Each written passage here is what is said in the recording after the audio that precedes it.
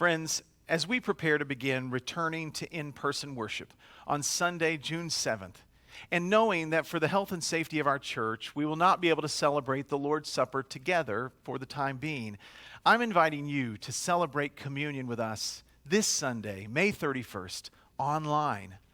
I realize that such a thought may be strange and new to many of us, so allow me to share a couple of thoughts about why I believe it's important for us to do this. First, this coming Sunday will be the last Sunday for a while where we are all together. Now, what I mean is that we will all be worshiping in the same way online. As strange as it may seem, this time of worshiping from home has been a unifying experience.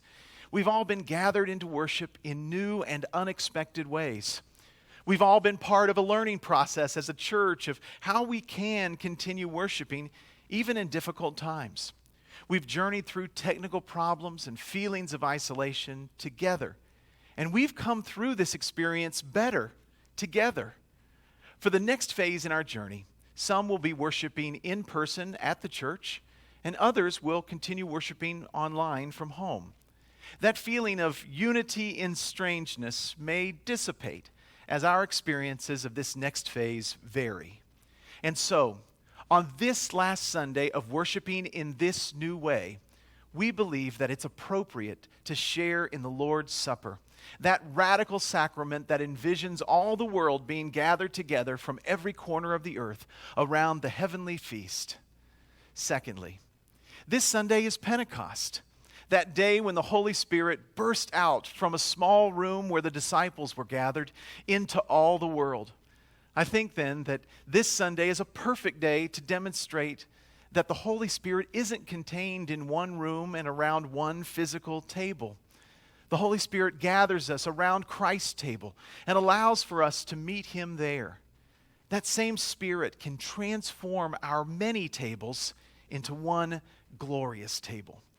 I think that's an incredible thing.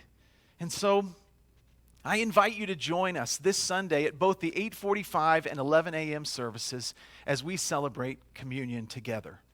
Please have on hand some bread and some juice. It doesn't have to be grape juice. Remember that Jesus changed water into wine, and so use whatever you have on hand. For those who might not have seen this message, we will remind folks at the beginning of those services and provide some time for them to gather elements so that they can celebrate with us. I'm proud of First Presbyterian Church. I'm proud of how we've been able to stay connected through these disconnected days. I'm thankful to God, who's been faithful in guiding us each step of the way. Make plans to join us as we finish this part of the journey together around the Lord's table. We'll see you soon.